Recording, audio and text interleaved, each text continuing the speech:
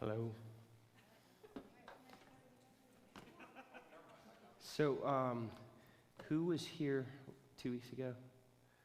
Who is not? Okay, just so I can keep track. All right, so let's do this. Why don't we start with, I like little icebreaker questions for you. If you could turn to someone. If you were here last time, the question would be, what is the thing that you're learning about the Enneagram, about yourself, about God? What is growing in your knowledge? This could be the same question for anybody. If you're new and you haven't discovered anything about the Enneagram, then the question would be, what brings you here? Why are you curious? So just talk to someone next to you a little bit about what you're learning about the Enneagram, what's interesting to you about the Enneagram. Just find a partner, a little conversation partner there.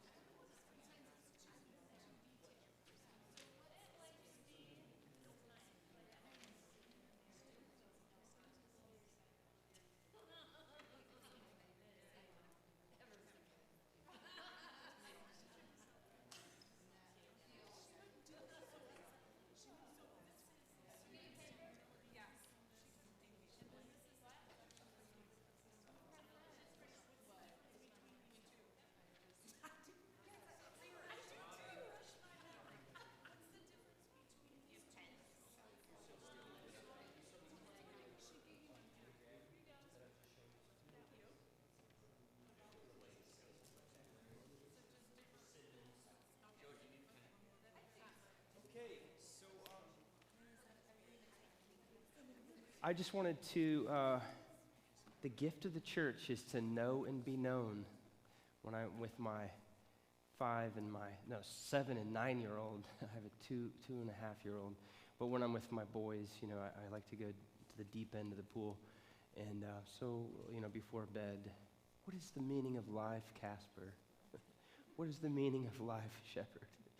We talk about what they care about, but one of the simple things I like to say around the house is we just want to know and be known. We were made to give and receive love. We get to do this as a family. So it really is a delight for me to be able to be in a community. As I said last time, I deeply believe in the local church as a place where God shows up and where real transformation happens through relationships. One of my favorite authors is Henry Nouwen, if you're familiar with him or not. One of the things he says in an essay he wrote that I've been reading since I was 20, read it as a summer of my junior year of college, and he says, basically I paraphrase it, he says in this moving from solitude to community to ministry, he says in this essay, community basically starts when we forgive each other for not being Jesus. So we come in with all these expectations, and those can be impossible to fulfill. What expectations do I have for myself? What expectations do I have for someone else? The Enneagram is an incredible tool to be able to look at our expectations. My expectations for myself, my expectations for others, and really then my prayer as well, my expectation for God. And so the opportunity to be able to do this kind of a teaching and discussion at a local church is invaluable. It's one thing if we can take these tools into our solitude and into our own formation, but that doesn't really get worked out until we run into other people, when we have to work this out in relationships. So we talked about this last time, this relationship of loving the self, the Enneagram. I'm going to get to a slide here with that. The Enneagram helps us to love ourselves as our neighbor. So a lot of people get frustrated with the Enneagram. People that still haven't really dove in yet, they know of it as a personality typing system. I want to say it's more than just a personality typing system. But they see this from afar, and then they'll hear people that really are into it. You've been around some Enneagram junkies, and there's always like, no, he's a 2, no, he's an 8, no, he's a 10. And he's a 10, wait a minute, you haven't been reading the right book. But everybody, they feel on the outside, and it's so easy just to say, well, they've gotten a little consumed with themselves. They're navel-gazing here. So what's the point of self-knowledge? Why would I want to practice the Enneagram? Why would I want to study it and use it? Is it just a way to fall into the hole of myself and get lost? Well, the scriptures say that we are called to love our neighbor as we love ourselves. And this is caught up into our love for God.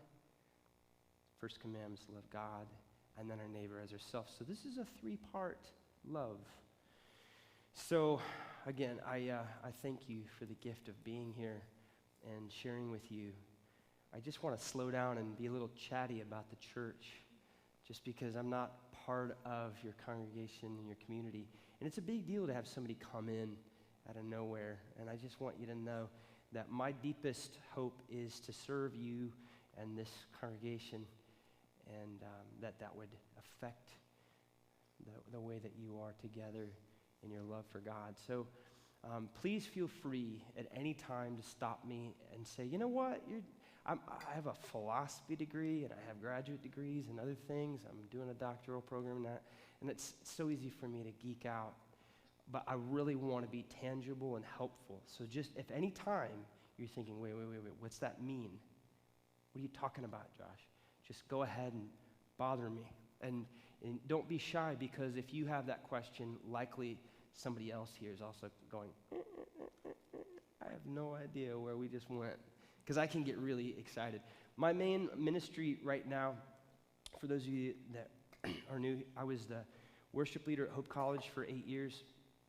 I moved to Holland in 2006, and I served in campus ministries there until 2013.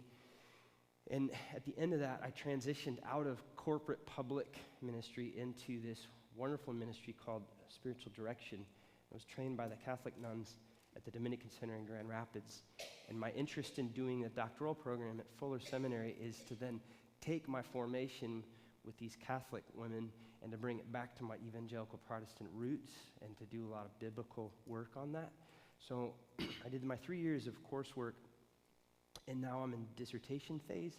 And my dissertation project is based on a prayer journey with 25 men at E.C. Brooks Correctional Facility in Muskegon.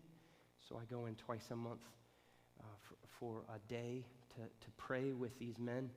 It's an 8-month journey that we're doing. I'm about to start my 6th year of being at E.C. Brooks. But this is a special program we're doing that's built around my dissertation. And then what I'm doing is we're calling it the Invitation School of Prayer. We have 8 people on the outside that are meeting with me in Holland twice a month, and then I go twice a month to be with these 25 men at Brooks. And my question for my dissertation is, what is the advantage of being confined for the role of spiritual formation? What is the advantage of being brought to less, to emptiness? And so the prisoners have a lot less opportunity to prop up their egos. Most everything in their life has been taken away from them. So they have an openness to God that is beautiful and gorgeous, and it's changing my life.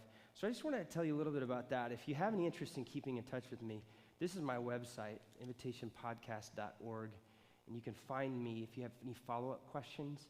It's just josh@invitationpodcast.org, and there's the contact there. So the ministry is spiritual direction, so I meet with people one-on-one. I also do it in groups in the prison and outside. And then I also have this podcast that if you're interested, these are guided prayers and meditations. I also have a few spiritual conversations with people like Jonathan Wilson Hartgrove. Some of you might know Ruth Haley Barton. She's a wonderful author that I met with. Let's see. Trevor Hudson is one of my instructors for my program. This is a conversation with some men that are doing prison ministry in Washington State. If you're familiar with Renovare at all, Richard Foster, some of you might know him, his son Nathan, are people that I work with. There's Nathan, and then this is Christopher Hall, who's now the president of Renovare. The core of the ministry here, I talked with a couple worship leaders here. If you know Josh Garrels or John Mark McMillan, I did a conversation with them. I've got one soon coming out with Charlie Hall, who's a worship leader, who was kind of a big brother to me as a young worship leader. Charlie led the song. It's a lot of songs you might know. Into marvelous light I'm run. Anybody? Into darkness out of... Yes, nod. The old one was, give us clean hands, give us pure hearts. Let us not lift our souls to... Anyway, what my interest here with the ministry is really trying to connect what God's doing in a prison with local churches. So I don't go to the prison to take Jesus there. I go there to find Jesus that's already with the brokenhearted. And I go there to sit and pray with these men, to listen to their stories, and then to come out and tell those stories. So anywhere I go to do some teaching, I just want to stop and talk about them a little bit. Hopefully I'll talk some more tonight about that. Because there's something prophetic about God showing up with the poor. Jesus' mission statement was that the Spirit of the Sovereign Lord is upon me to preach good news to the poor, the brokenhearted, to the prisoner, the release of the captives. His mission statement was to come to the least of these. The Enneagram is misunderstood as maybe this ego-boosting, I get to study myself and know myself and get all tricked out so I can be really powerful. The Enneagram, as I teach it, is actually the opposite, whereas it's a tool for humility and emptiness. So, let's pray. Lord Jesus, we thank you for the gift of the church. We thank you for these pastors here and the lay leaders and any other staff that serve this place, that believe that you are here.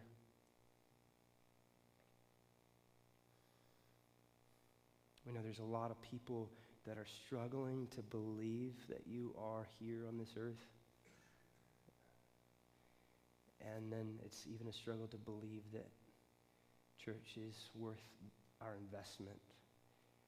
But we believe you show up when we come together. And we ask that you would help us to see our weaknesses so that you can become strong and beautiful in the midst of our weaknesses. In your holy name, amen. So, since I was doing the last talk I did was on preparation for the Enneagram, and I did a lot of ideas about this path. I'm going to do a little review, but I know that we're kind of hungry for being practical, so I'm going to start from the get-go and just get real practical here, and then I'm going to back away. All right? So you're going to stop me if I go too fast, promise? Yeah? All right, so how do I identify my Enneatype? How do you do this? I want to argue that the importance here is to study the Enneagram. I was just working with a directee a couple weeks ago, and the way he was describing, the way I say it, I don't, as a spiritual director, as I meet with people, it's kind of like pastoral counseling. I'm listening to them, and I won't assume that I know what their Enneatype is. I might have a guess of what they're presenting to me, but I'll ask the directee, hey, what is it that you present as? And this particular person was presenting as a 1. And that did not make sense to me. And so I listened and I asked lots of questions in this sacred conversation of spiritual direction. And I asked some more questions and asked some more questions. And I said, you know what? You might want to look at a 6. You might want to spend some time studying the 6. Talk with your wife, but really study it. Listen to it. I'm not saying you're a 6. I'm just suggesting that what you're presenting to me in this conversation sounds like a 6 on the Enneagram. So 1 is the need to be perfect, and what I was hearing was the need to be afraid, the need to be suspicious. The question with a 6 is, what's safe? I'm afraid of the world. A 1 is concerned about things being wrong and broken and not perfect. So as I was listening, I couldn't hear 1 in what he was presenting. I just kept hearing. And I was wondering if that was blockage for his ability to understand himself, his marriage, and the way that he's praying to God. So I didn't say, hey, you know what? You're wrong. You're not a 1, stupid. That's not going to be helpful. What I'm trying to do as a spiritual director is to empower this person and you as well tonight to do the work for yourself. So my job is not to come here and to tell anyone what Enneatype they are, but I can ask questions, and then I can say, I would like you to suppose that the way you're speaking right now, tonight, this morning, tomorrow, this sounds like this type. So this is one of the things I said last time. If we stop and think about the Enneagram as a set of adjectives, one author, Christopher Heuertz, he's got a book called The Sacred Enneagram, I think it's called, and he actually talks about it in terms of colors. You think about the Enneagram as like a tone or a color. Each color has a different shade. And so when I'm trying to talk about my experience, or I'm trying to understand someone else, or I'm trying to pray, I'm listening to an adjective. This is the kind of vocabulary I'm using. And it's a descriptive word. And that what happens there, if we use adjectives rather than nouns here, is it gives us space to explore and continue studying. And if we keep studying, we will continue to grow through the Enneagram, which is what also I'm arguing, is that it's a lifelong conversation with God and with our community. So I just suggested that to this directee, and I said, would you sound, take it or leave it. You don't have to. And I can usually tell if someone's starting to feel threatened, if I'm questioning the Enneatype, he could have said, what are you saying? If he was a 1, actually, if he was a 1, he would have said, yeah, right, no, forget it. Because the 1, my wife is a 1, she's tricked out and dialed in. She knows what she's talking about. She understood the Enneagram a lot. Because I'm a 4, so I wanted to feel the Enneagram. Right? The 4 is the need to be special. It tends to be the one with the artistic temperament. My wife happens to be the high caliber poet. She's in the 2015 Best of American Poetry edition, the anthology. She's publications this long. And she just found out today that she's awarded her sabbatical for next fall. So we need to give Jesus, thank you, Jesus, for sabbaticals. But she's a poet, and she's such an amazing poet because she's a perfectionist. So she'll have a draft, and then she'll come back and revise and revise and revise and revise and revise and revise. And so she understood the Enneagram a whole lot quicker than I did. I wanted to intuit. So I just suggested to this friend, and it was funny because I was with he and his wife just a couple days ago, and they both came up and said, you know what? You are so right. He is such a 6. And I said, you know what? I'm not here to need to be right, because I'm not a 1. If that's helpful and fruitful to you, then that's amazing. And what they were able to say was, this was the nugget here for why we're studying. The nugget here is that they said, I just had not stopped to really look at what a 6 is. I assumed I was a 1 really quickly, and I didn't do the work to really see the whole of the Enneagram, so I never stopped to consider the possibility of being a 6. Okay? I don't know where the statistics are, and I need to find this out. My friend Sharon Garlow Brown told me that she saw somewhere that 60% of the people that are working with the Enneagram have mistyped themselves. So it requires some study and then discussion. So I was talking here about talking with my wife, talking about this couple talking amongst themselves. To be able to really see ourselves, we really need other people's input, okay? There's so much about myself that I just don't know.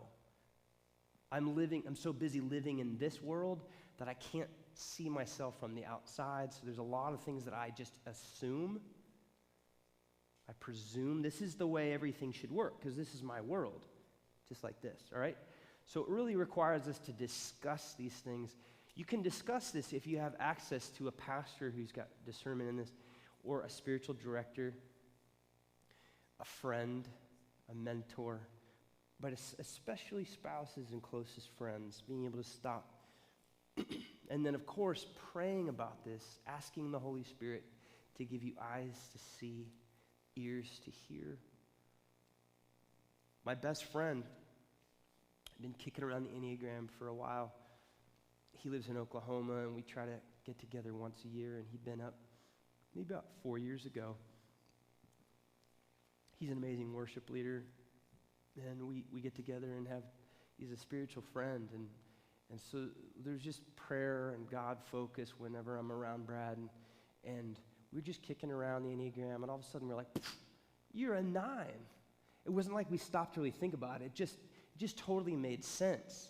But that really came out of the spiritual dialogue where it was just like, oh yeah, you're a 9. So I really do believe that Jesus can help us.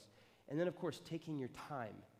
I just recently posted somewhere to try to encourage people that are working with the Enneagram.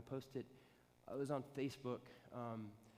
I've been working with the Enneagram for 10 years. I've been teaching it for about 5, 6. And it was only just about last week. I woke up one morning and I looked somewhere online and I saw something that was going on with someone's life. And all of a sudden I found this jealousy in me that was so gross. And the besetting shadow, the false self for a 4 is envy. And I've always known that in my mind, that 4s, of course, they want to be special, so they're in competition with other people, because anybody else who's special, man, we gotta avoid those people, because they might throw some shade on us. So the point is, I hadn't really seriously been able to see my own envy until about 2 weeks ago. I woke up this morning, I was just looking through my stuff, I'm like, oh, and there was this movement in my soul. I just said, Lord, why am I so jealous of that? Why do I care? What does it matter? And every time I've thought about that since, I just feel this kind of dizzy queasiness, like my stomach. I just feel like, I gotta sit down. I can't believe how gross I am. And my mind, I remember writing that post, and I just wanted to encourage people that are working through it, and that's why I bring it to you tonight, to take your time. And in hindsight, after I thought about that, it is really God's grace that we don't see ourselves too quickly. Okay? The Holy Spirit will show up and reveal certain misconceptions bit by bit, because if God really wanted to come up in truth and just be like, hey, guess what? There's a lot of brokenness in you. We might not get out of bed ever again, right? So it's his mercy that this takes time. We're all impatient, and we want it to happen. I want to see it. I want to change. I want to be like Jesus. I don't want to struggle anymore. But this struggle is exactly where we learn God dependence. So this might take you a long time. So if you want to start with a quiz, I'm going to say basically the same thing. You can find them online. Understanding that a quiz is only a starting place. And once you find a type, if the quiz spits out something for you, discuss, study, pray through that results. Don't just take it like you went and did the Myers-Briggs or the Strengths Finders, okay? Even if you have those other personality typings, you still need to learn a lot about if you're an INFP, like I am. What does that really mean? To really digest that.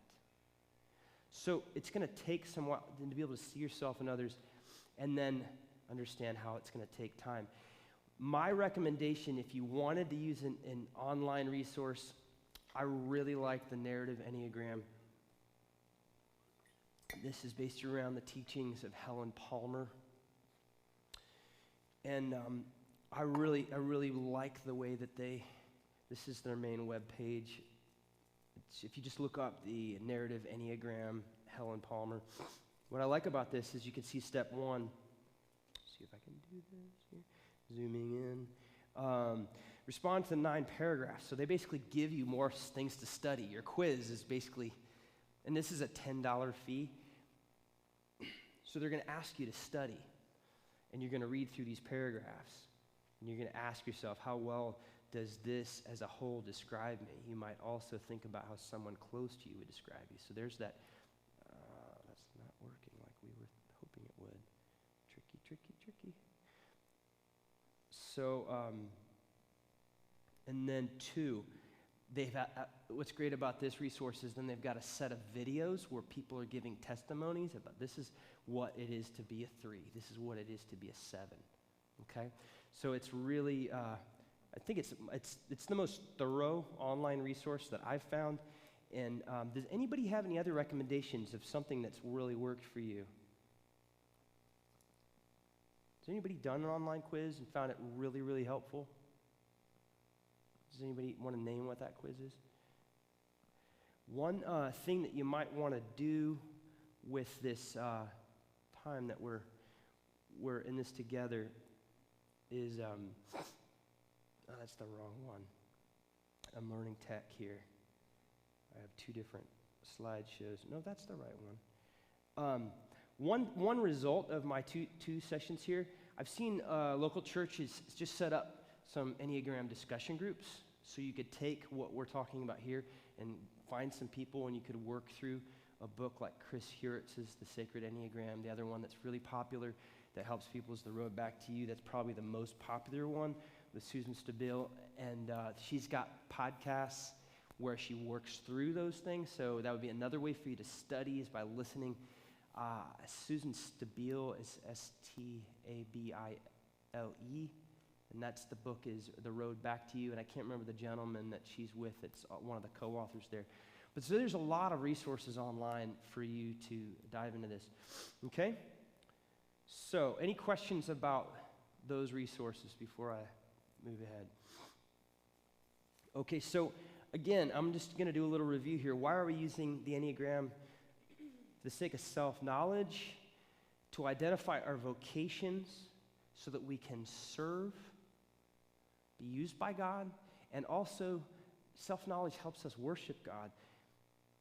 Thirdly, it helps us to have compassion on others, because it just so happens that not everybody thinks and feels the way that I think and feel.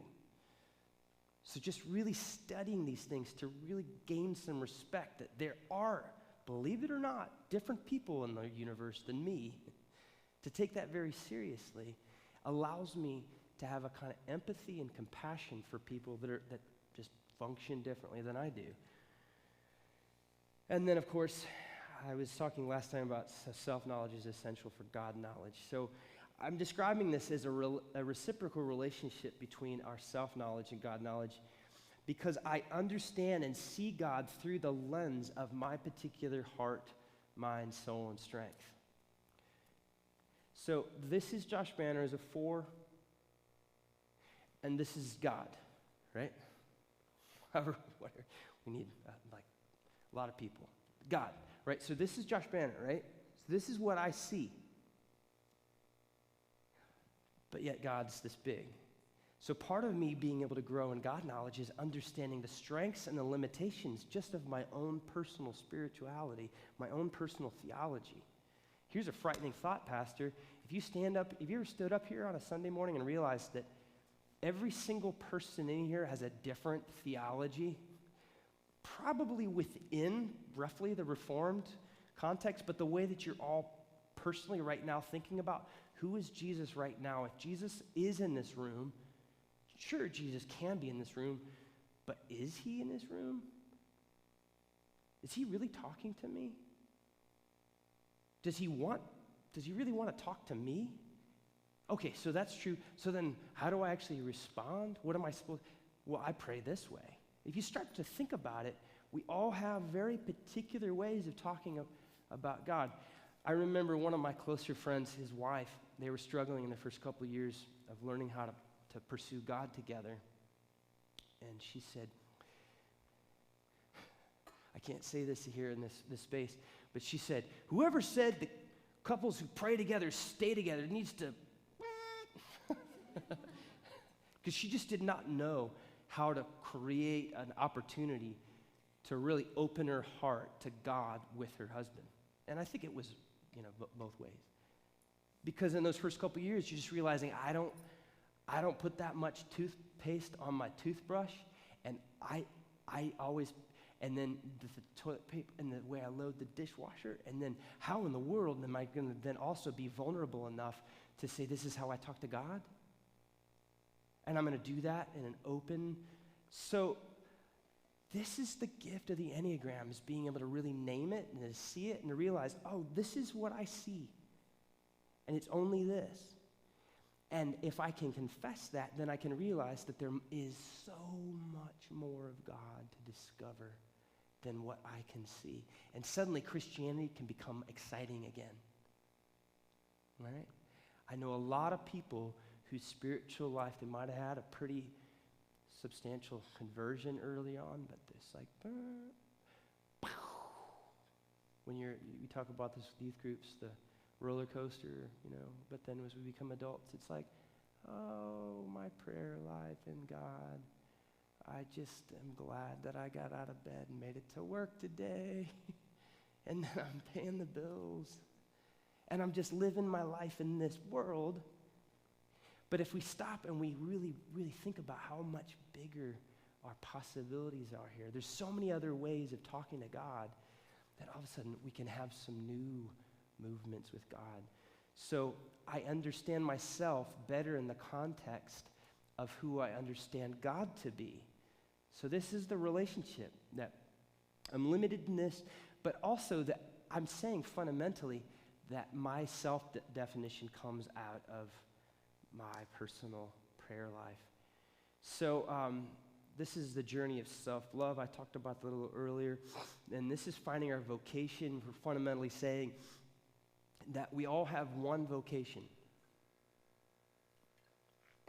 What's your name? Sharon. Sharon? So your vocation, Sharon, is to be Sharon. What we're praying for as the body of Christ around Sharon is that we get more Sharon on the earth. Now, you might have several careers specific. You might have a couple. Are you a mom? So mom and other things. We could have these specific things, but underneath all these careers and the question is underneath that, where is Sharon? That's what the Holy Spirit's asking, is more of the one. I made this Sharon to be more Sharon, and I want to remove all the obstacles that are keeping Sharon from being more Sharon-ish. So when I do the Enneagram, what I'm doing is admitting that I am fearfully and wonderfully made, that God made me on purpose this way. I'm supposed to be this person. So this is a back and forth between our broken self and our redeemed self. So that's the core of what we're going to talk about tonight.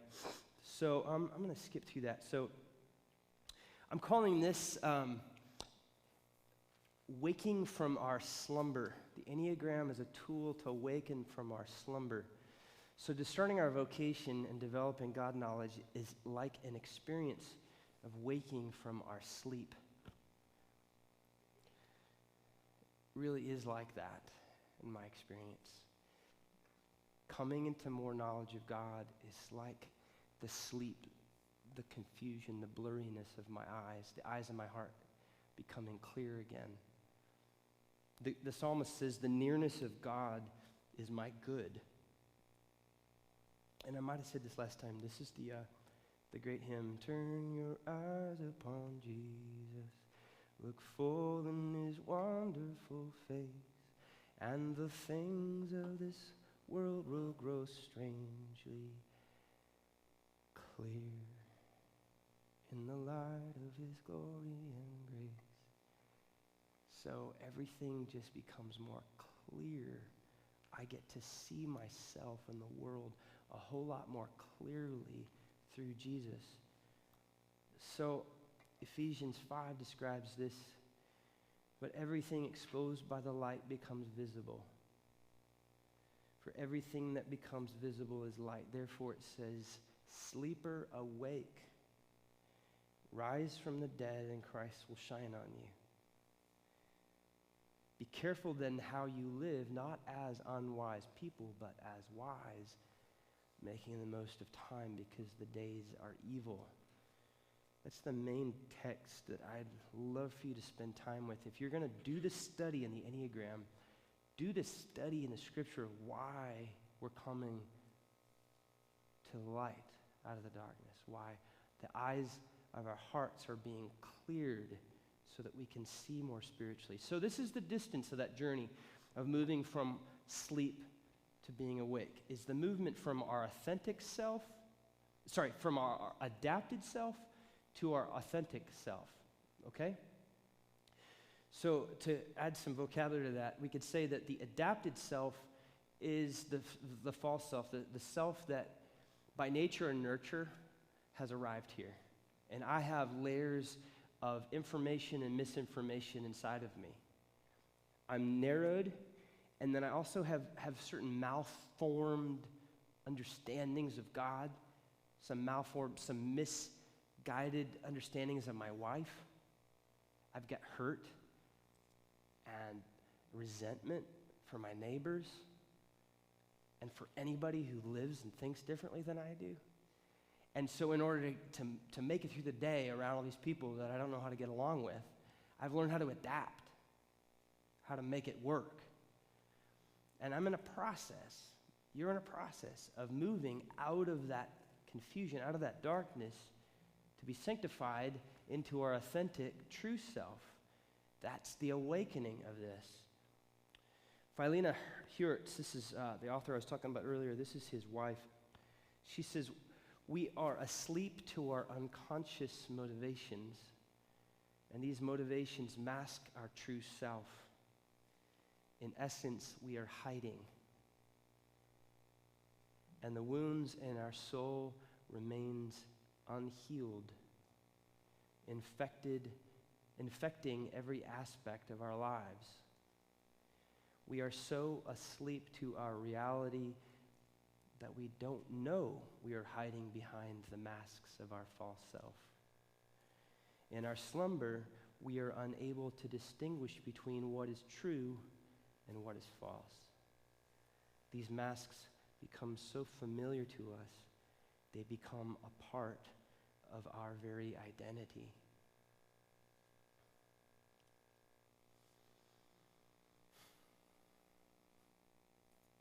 It's kind of hard to say anything more after having something that concise. To spend time reading through a passage like that requires us, if we're going to really see ourselves and to resonate with that, this kind of a passage should lead us to tears, to repentance and weeping. Do you know that the Psalms, the Psalter, 150 Psalms, a third of the Psalter is lament. When I look at myself in the mirror, when I look at the world and when I talk to God, one of the normal, ordinary Christian ways of talking to God about myself and this world is tears. The question is, I don't want to get lost in my tears because he's a Christ of resurrection and hope. But part of understanding the power of resurrection is understanding really how sick I am and how broken this world is. That's why I pray, is because I want a Messiah, a healer. I want a doctor to come into my soul and bring some healing, some therapy. So that's why we're coming here to name these things. We're hiding, and some of us most of us don't even know how much we're hiding. So as I said earlier, there's an incredible number of people who are mistyped. A friend of mine had suggested I need to do the research myself to dial into this, but why is it that we have misunderstood? This friend of mine who thought he was a 1 instead of a 6. And this has happened with me too. Early on when my wife and I mentioned it last time, it was so easy for me because she, turns out, was a 1, was trying to figure out how to motivate me to help around the house. So when she read the passage in one book about the description of a 9, described a 9 as it's harder to get a 9 to do something he doesn't want to do than, it's like getting a pack of horses to do something, stubborn horses. And she's like, you're a 9, because you won't help out. But we thought, because she's the artist, that she was the 4. So there for a while, she was reading and understanding, she's a 4, I'm supposed to be a 9, and that was helpful to work with that vocabulary. It was maybe a couple years later when, oh no, I'm actually a 1, you're the 4. So why does that happen? Why is there this disconnect? So seeing the distance between our adapted and authentic selves is really, really difficult. So I want to argue that the Enneagram is a very difficult, very cumbersome, yet also elegant system of thought. If we just see it at the surface level, we'll think, wow, that's really helpful. But as soon as you start really using it, you realize there's a lot more going on here.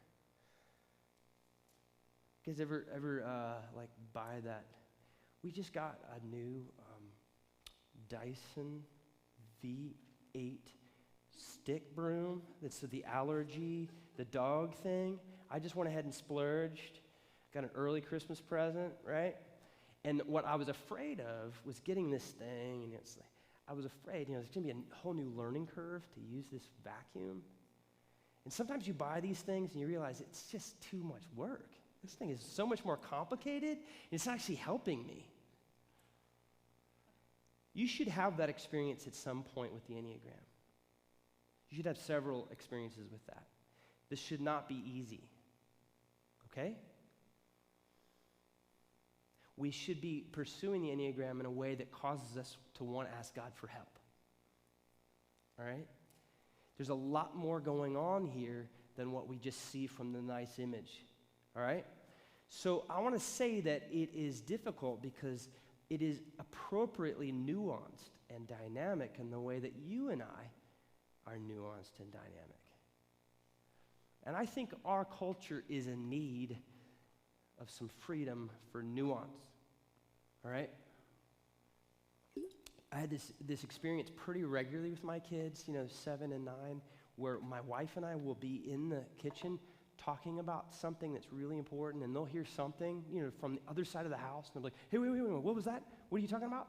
And we're like, oh my gosh, it is really none of your business. Like, you don't need to know this because you're 7. And it's too nuanced and complicated for me to stop. I'd have to go get some visual aids, and we'd have to spend an hour for me to explain to you what I'm talking to your mom about in 30 seconds, all right? So just butt out, go back to your toys or your homework or whatever. You know that feeling? Well, what I really believe, what we're doing here tonight, while we're getting in the weeds here, is I believe the local church should be the place where we embrace the nuance and the dynamic confusion of our lives. That's what relationships are all about, right? That whole experience when you're walking down, hey, how you doing? Just fine. That's too easy. The people that really love you will say, sit down. How's it really going? It's just too complicated. There's too many details. No, but I really want to know. I really want to listen. I want to go into the weeds with you because that's where God's going to show up, right? That's really what spiritual direction beautifully is getting to sit with someone and go into the textures of their life and to be surprised by where God is. So our disposition, we tend to resist this nuance and complexity because we tend to prefer to keep things simple, straightforward, and safe. That's why we just say, hey, yeah, pretty good. It's just too hard. It's too difficult. So I'm just keeping things simple.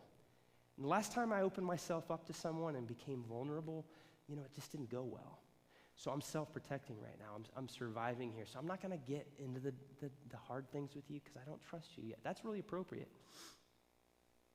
But we've developed a spirituality in the churches in America where we just try to keep things so simple that it's really hard to believe that God is able to get into my muck. You know that feeling of coming in where everything's gone wrong and you might be doing one of those praise and worship songs and everybody else is, yeah, and you just looking around and everybody's got the pearly whites and I just feel awful. And I don't know if I'm allowed to be broken here, if it's okay for me to have questions about who God is for me. We tend to want to keep things simple. So I instead want to think of the Enneagram as a way to look at nuance and the dynamic nature. The vocabulary of this for the Enneagram is looking at our wings and our strengths and our weaknesses. So we can look at the nice, straightforward design here, and we can look at the 9 types. And we know we have these 3 intelligence centers. 8, 9, and 1 are the gut or the body. 2, 3, and 4 are the heart. The 5, 6, and 7 are the mind. The 8, 9, and 1 are interested in the program of power.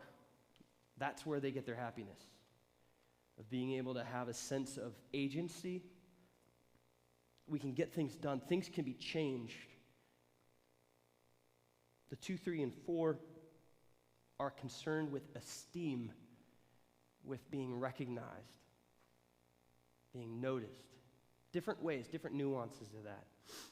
The 5, 6, and 7, in the mind, we're remaining up in our thoughts because we're really concerned about keeping things safe.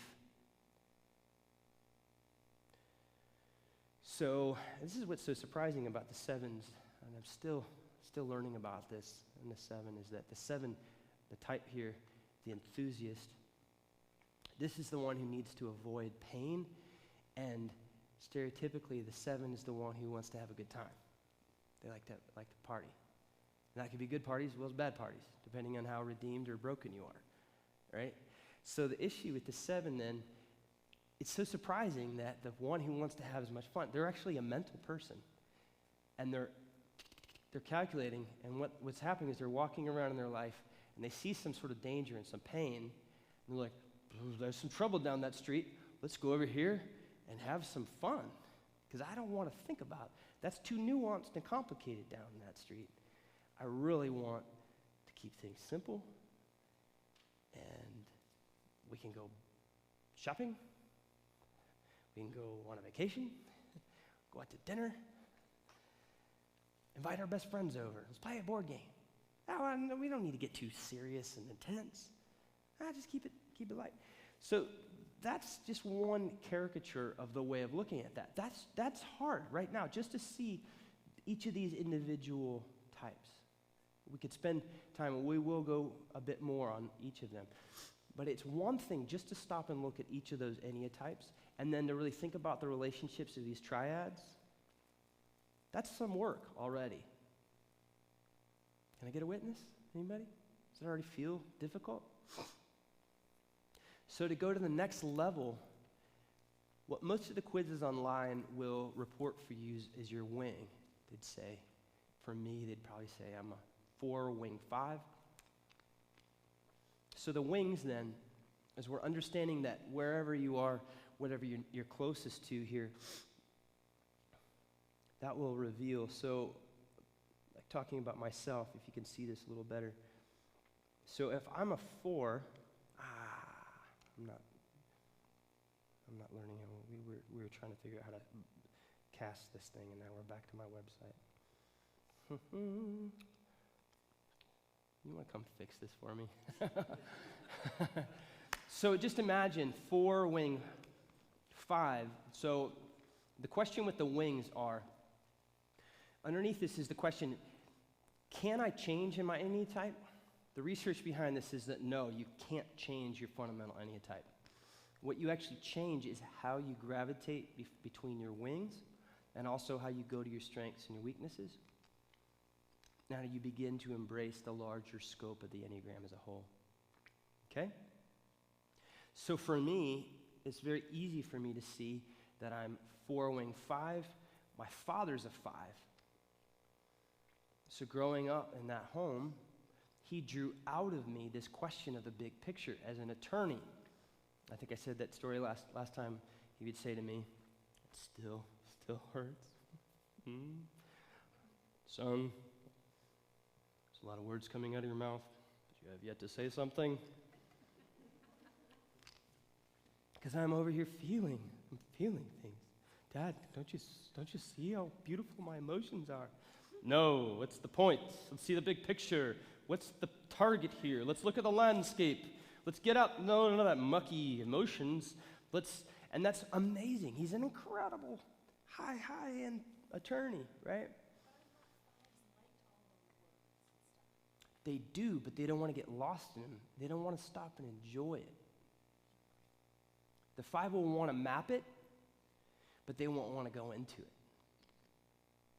Okay?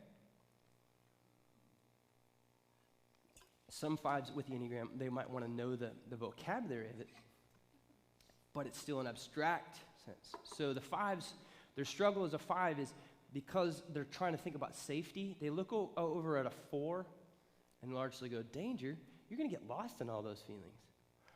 I'm going to control these thoughts. I'm going to keep some distance to have the thoughts about this. So that is the, thank you so much for helping me out here. So this might be the easier one, and I think I know how to do this, so it won't. So 4-wing 5. So that's why I went to a high-end college program, why I ended up doing graduate work. This is the reason why I do identify as an academic in some realms, because of my nurture. But as I have found my vocation, is clearly someone who wants to create sacred spaces to meet with people.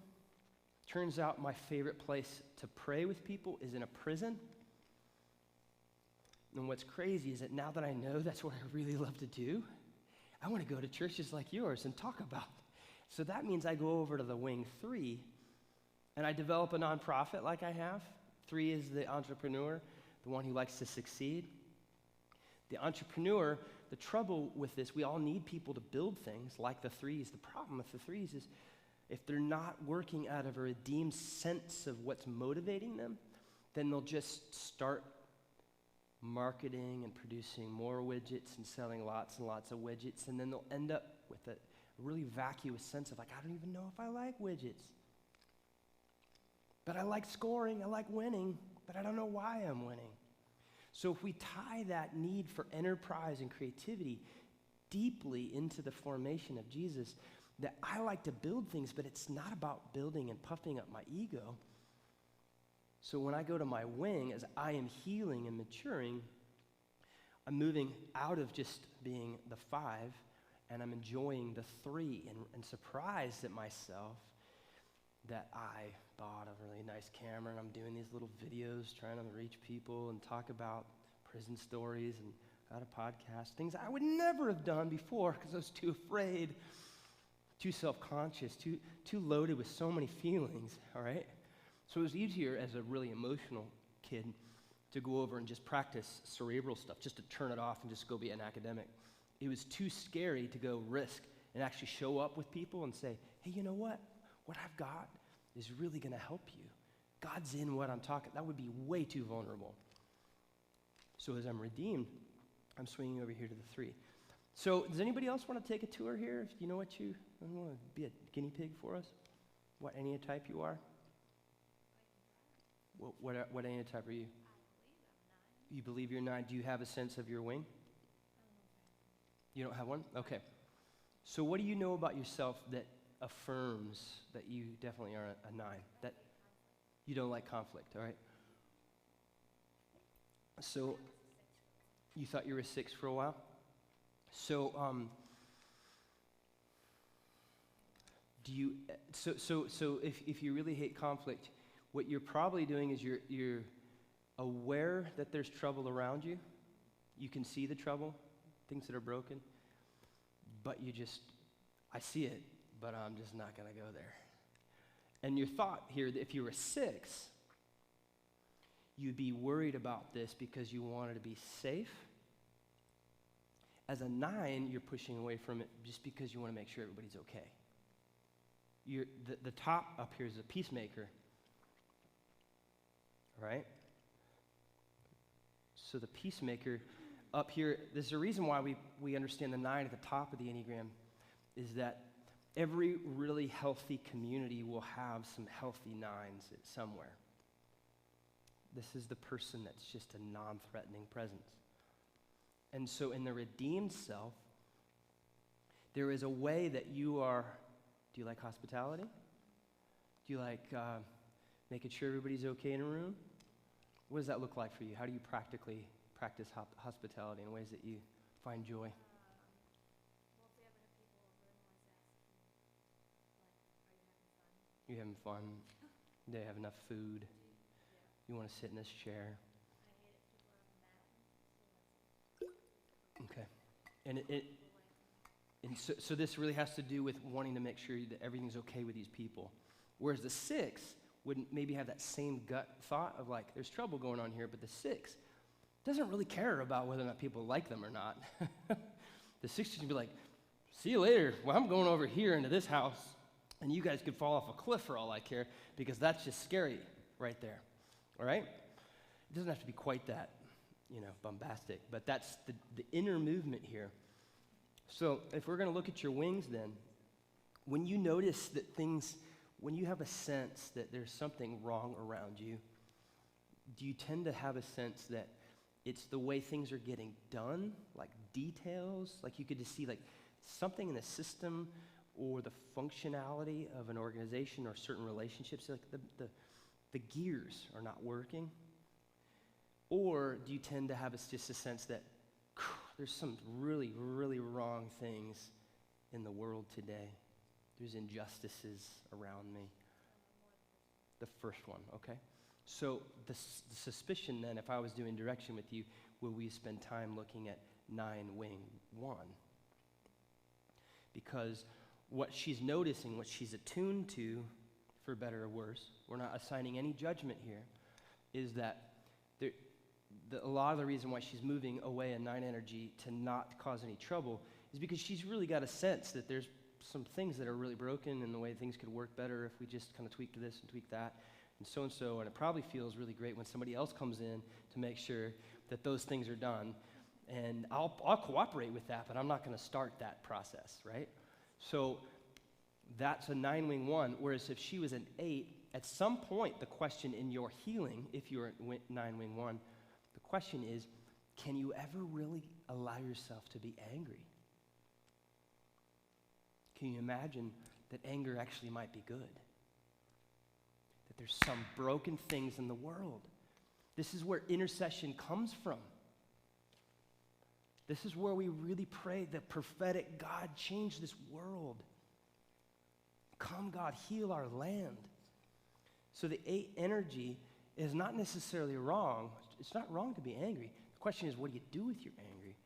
If you're noticing that there's broken things in the world, this is where we with 8s, anybody want to reveal any 8s in the room? So not all 8s end up, yeah, great. I trust that. You just stay over there. I don't need any more 8s in my life. That's enough. I'm just kidding. So the question for you, some 8s will, and especially in our day and age, will really love the social justice vocabulary, but not all 8s will go at the things that are wrong with that. It could be some other vocabulary, but there is deep down a sense of the injustice. It might not be injustice in the way we talk about this in terms of social justice. There's just something fundamentally wrong. That's wrong, it's wrong. And we need, the 8 is the prophetic witness, the vanguard, and we need really strong 8s that are full of grace and truth that can say, this is not of God. and we can do better. Everyone, let's push against the darkness and the confusion in our world. Let's believe in something better because this is wrong. So we need those 8s. The trouble with the 8 then is that they can, if they're not full of that grace, they just run over people. And they can really hurt people. So that's wings. Does anybody have any questions about wings? I'm just trying to paint some examples of that. Nuance. Yeah.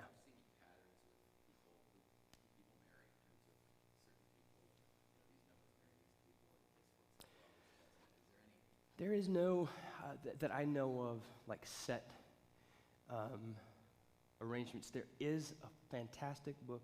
The author that I recommended from that website, The Narrative Enneagram, Helen Palmer, has a book that maps how different types work or don't work. She describes basically what happens.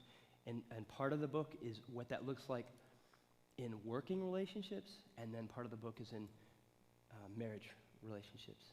And so when you, like me, and it's really powerful. When I do marriage counseling, if someone wants to work with Enneagram, then I might eventually offer them this paragraph. If you're this type and you're that type, this is what that kind of looks like. This could be a starting place. So I'd recommend that to you. Good question. Any other questions about wings? Yeah. Yeah. Were you saying earlier that as you're being redeemed or being sanctified, that you are able to swing to both sides of your Uh-huh. Like maybe you have a tendency towards one, but then Yeah. as you're being sanctified, then Yeah. So as we were saying, I already forgot your name. I'm about Sharon. So as we're saying, like Sharon is always going to. Do you know your type? 6. Sharon's always going to be a 6. We understand that God made her to be a 6 on purpose. Now, as a 6, she will continue to move in healing towards her both wings, and then across to her strengths. We're going to talk about strengths and weaknesses. And it's my theory that eventually in Christ we can embrace even our weak place, and that's the stewardship of moving into the Holy Enneagram. So we're saying that we are all capable of every one of these Enneatypes. Some of this comes out of us in different times. You guys know this with certain relationships, draw certain goodnesses out of you and certain weaknesses out of you, right? So certain parts of you will be nuanced, will come out. And this is why we think about this as adjective. You know, I'm leading a retreat, another situation with a person that just likes to dominate the conversation. It's a hard situation, and I'm trying to, as a pastor, as a loving spiritual director, be patient, you know. But there's something about that brings in, I don't know if it's really in the 9 energy, it's more of the 6. I'm like, all right. So I need to actually talk to my supervisor and ask for some help. So that particular person I could look at as a problem, but instead I'm thinking, wow, this is an opportunity for me to see myself. So this is that journey. It's always expanding. So yes, you can come out of that, but Sharon's always going to be rooted in the 6, but she'll approach the rest of the Enneagram through the 6. Okay? Yeah. I hear people often saying, oh, I'm this number, but I go to this when I'm healthier. When I'm not healthy, I'm this number. How is that the arrow Yep, there? that's what we're going to talk about right now. Thank you. It's a great segue.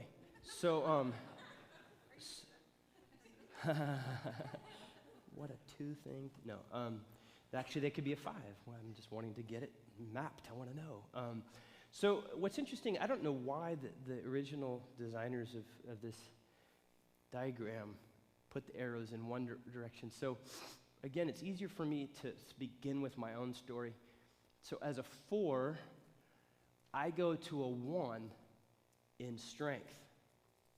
Okay, so those arrows don't. The arrows point to my weakness and not to my strength. So my weakness then is I go to a 2 in weakness. So oftentimes people confuse 4s and 2s pretty easily. All right? They're both in the same intelligence center. The 2s need to be needed, and the 4s need to be special. So that's very close on the surface, right? The 2 wants to be needed because I can earn your trust. I'm essential to whatever you're doing. You really know that you've got to have me in your back pocket. You got to have me in the room. Whereas the 4 really wants to be praised and cherished and enjoyed.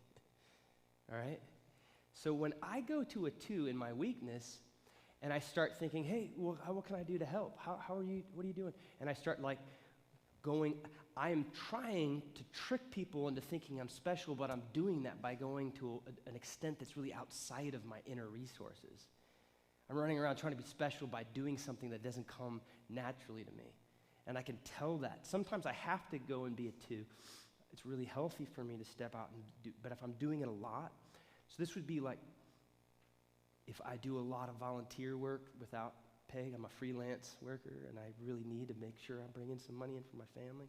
And if I just keep doing a lot of stuff and I'm not thinking about how to bill people, then I just know that's going to eventually create some resentment in me.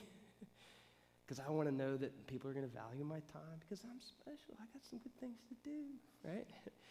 But when I'm doing really well, it's when I think about how to get outside of just my emotions, and I really want to get something done really, really well. I really enjoy being special by doing something extremely well.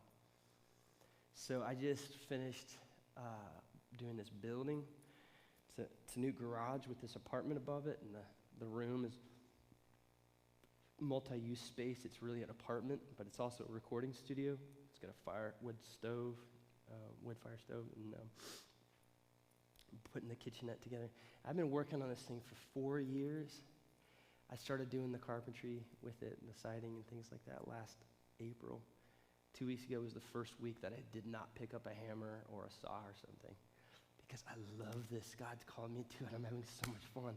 So it is a stunning place where people are already coming to do classes like this and do spiritual direction. I started making some music up there.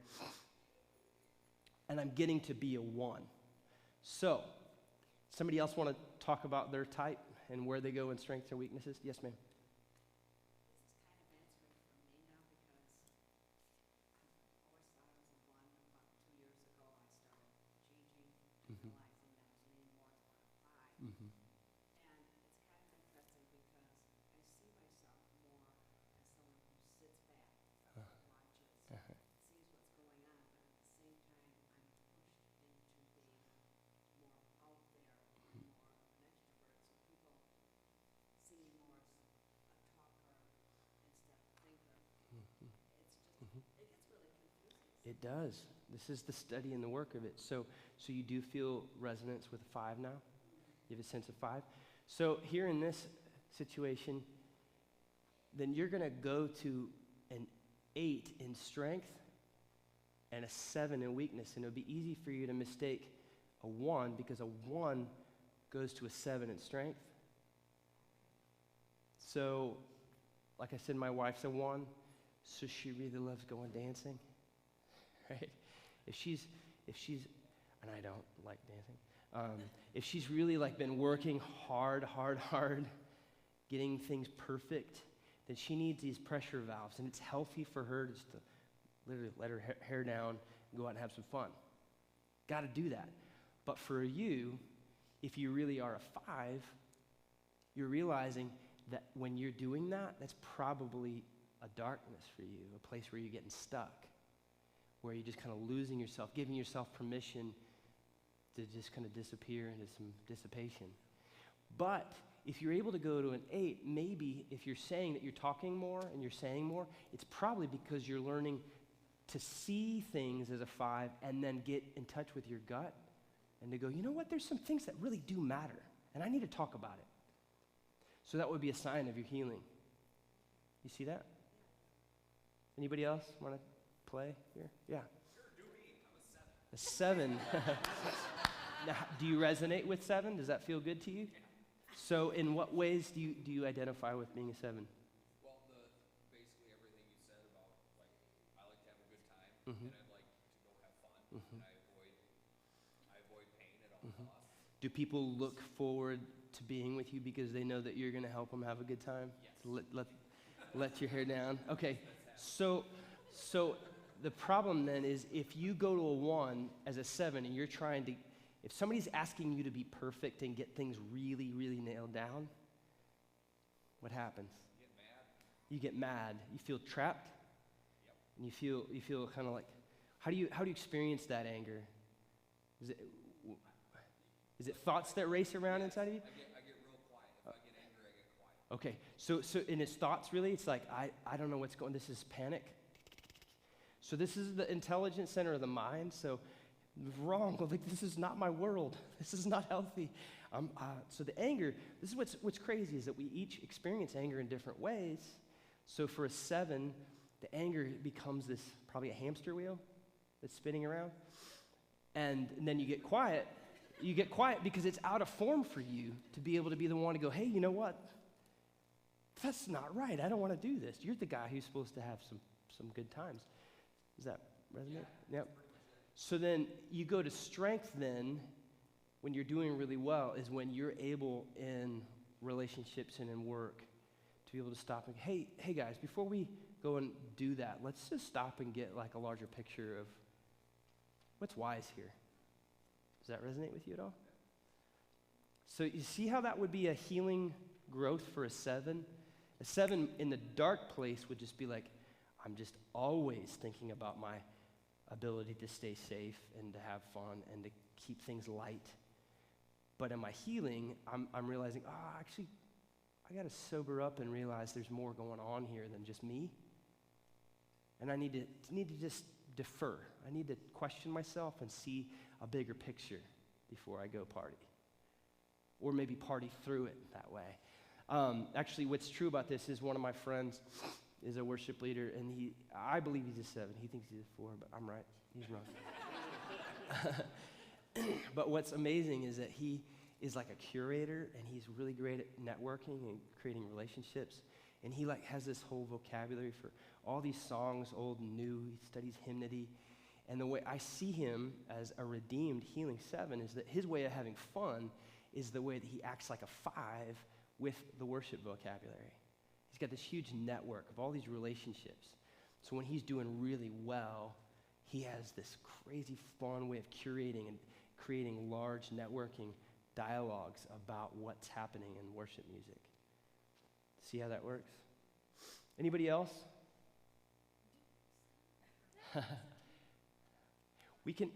I don't want to put anybody in the spot. Can you figure her out? What's that? The 8 did. A 3? Is there a 3 in the house? Okay. I didn't volunteer. So how do you know that you resonate with being a 3? What makes sense about that? I love new challenges.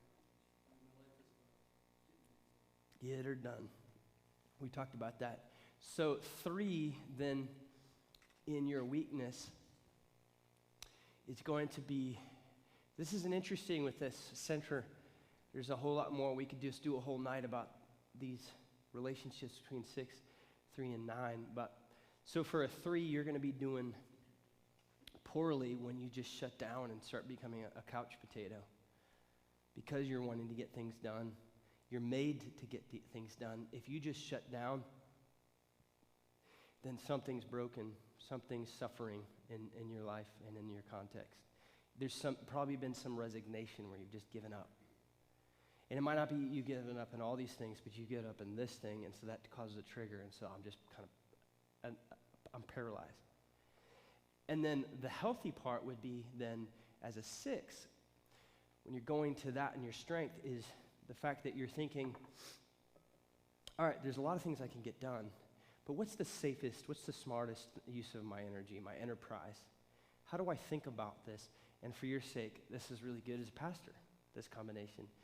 So if I'm healing and I'm moving into my 6 can be a very great posture of a pastor because 6s are loyal, Sixes are committed, they're faithful, and a lot of their loyalty is built around being able to say with people, you know what, that's all dangerous and that's not wise, but hey, let's all go over here. And that's in some senses what can be the gift of a church, of saying, you know what, there's a lot of trouble in the world, but for now, let's come into this safe shelter and deepen our relationships with each other and with God. And so that would be the sense of, for a pastor especially, being able to think of this enterprise.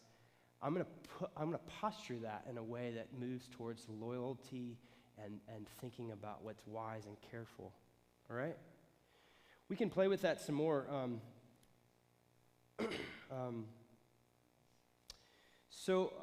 Just to kind of be a little more thorough here, we're looking at all of these questions of strength and weakness. All right? So we're understanding that each of us have an adapted self. This would be the false self by nature and nurture, but for better or worse, this is where we are. But then we're also understanding that God is redeeming us and calling us by vocation into our authentic true self. And we're always, mercies are new every morning, moving closer and closer towards that healing. That's where faith becomes exciting and dynamic, is when we really have a sense that there's movement. I can see. So one of the gifts of the Enneagram is being able to just get some perspective. There's so much in spiritual growth that you can't see. But just having some of this vocabulary of saying, oh, I'm moving out of this being stuck in a 4-wing 5, and I'm moving over here, and I'm learning how to be a 3. That's something. There's some movement here. There's some goodness. I'm being transformed here. So to walk through this and be thorough, to bring everybody in it, we can just walk through this. When we look at the one, in a healed sense, the one is tapped into God, and God does offer us an image of perfection. He literally says, be holy as your heavenly Father is holy, which means be perfect as your heavenly Father is perfect, depending on which translation you're reading. So one is called, there's something that I need from my wife to help me snap out of my emotions and get a picture that things really can be set up a whole lot better. The trouble then, the adapted self, is we substitute this with a sense of the one, I gain my worthiness and love just by being good. So the one, the dark, hard thing about a one is they believe they got to perform in order to prove to the world that there really is perfection in me. I'm having to carry all that weight to be perfect. I already gave away some of the biblical, but what else rings in you? What would you say to a one, somebody who's struggling with their worthiness by performing and being more and more good? What would you say to that person? What does God say to you? What good news could we have for someone who's stuck that way?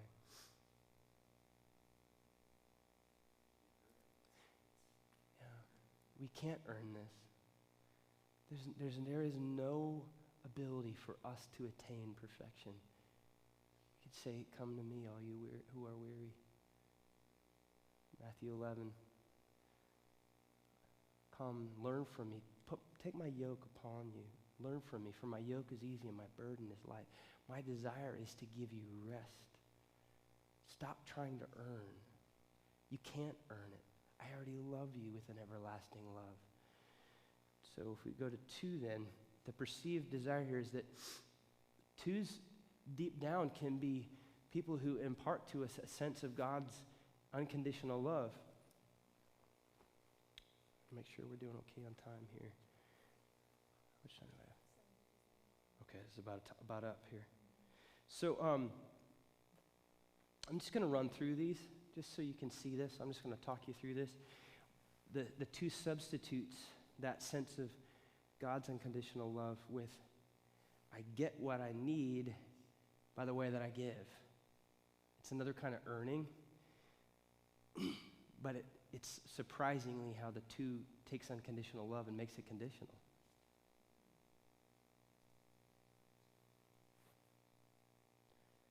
And it's really hard for the 2 to believe that people really do love them unless they show up and serve. So we can think about the scripture that might speak to that. Divine hope is the 3. This is the entrepreneur who's got vision, who's wanting to go places. This is right. There is a better place. There is help. The 3 can help us see that. The trouble with the 3 is that the world is going to reward me for what I'm doing rather than not who I am. You see another version of this performance, kind of this. I'm going to go out and I'm going to win. This is the Lance Armstrong illusion, right? We cheered him on, but it was all just an illusion. 4, the divine gift of God's creativity and depth. The romance. God is romantic and fantastic and beautiful. But the problem is the 4 wears that in such a broken way that 4 struggles in thinking there's something really missing in me. I'm not really as beautiful. I'm not really as creative. People don't notice how and because people don't notice I must not really be that interesting. 5, then, God's divine gift of wisdom. We do need to see the larger systems of things. The trouble is that the 5 in their fear understands that the world is demanding way too much. It can become this kind of resentment of this dangerous place. The world demands so much, and it gives too little. And so a 5 can become so distant and aloof, and that can end up being a real heavy kind of cynicism and resentment. I'm not going to feel anything. I'm not going to engage you. I'm not going to come close because it's just not safe. And I see how unsafe it is. I'm an expert at how unsafe this world is. The world demands too much, and it gives too little. Divine trust for 6. This is where that question of loyalty comes in. Again, we return to that question of what's dangerous. We do need 6s to teach us how to trust and come alongside, to believe. But again, the weakness, the 6, ends up becoming the conspiracy theorist. They're always smelling out something that's really not there. They create chaos when it's not really there. They're the people who tend in an organization to take a little flicker of a flame in trouble, and they see there's trouble, and it suddenly has to become a bonfire. Right? Everything is out of control. Panic, panic, panic. And then we'll find out who's going to come and put this fire out. The world's too dangerous. 7, the abundance, the plenty of God, the extravagance of God, the freedom of God and His creativity. Trouble is that in the 7's broken self, the world is limited. People are frustrated, and there's all this pain. We're not going to get over this. So then we end up with a 7 coming up with false substitutes for how we engage what is real and true. We numb ourselves instead of coming to true delights. The Psalms say, in your presence is fullness of joy, in your right hand are eternal pleasures. 8 is the desire of the divine gift of truth, that there is a redeemed world. But the problem is that the 8 in brokenness is just looking at that brokenness is just swallowing them up, and they can get lost in that kind of a gut despair and deep anger that really ends up hurting people. If the 8 cannot see how things can be made whole, how things are whole in Christ, by Him and for Him and through Him, where all things created and they hold their being, Colossians. 9 then is this, that God is a God of shalom, a God of peace.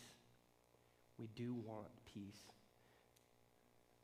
The problem with the 9 is that they don't want to cause any trouble, and I'm not strong enough to really help there be real peace, and so I'm just not important, and so I just kind of blend in. I just disappear because I don't want to cause any waves. But the redeemed 9 then is able to become so whole, so full of love, that they don't have to necessarily go in and go wrong, wrong, wrong. They can attend to healing because there's a strength of goodness inside of them. So there's a little tour for you. There's a lot more that we can tap in as always. And what I love about doing this is that it really is a life journey. So if there's any way I can continue to serve you and befriend you, please don't hesitate to email me. Can we close in prayer? Lord Jesus, we come with our fishes and loaves.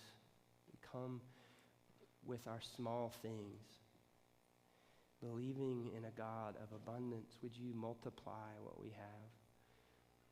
Would you take each person's heart, mind, their gut, their soul, and put faith in those places where there is not faith, that we could each believe that you are moving us from our broken, adapted selves more and more into our whole, healed, authentic selves, and that this happens through your goodness and your grace, not through our efforts and our earnings. In the name of the Father, Son, and Holy Spirit. Amen. Thank you again. I'm welcome to hang and talk if you have any more questions. Thank you. Mm-hmm.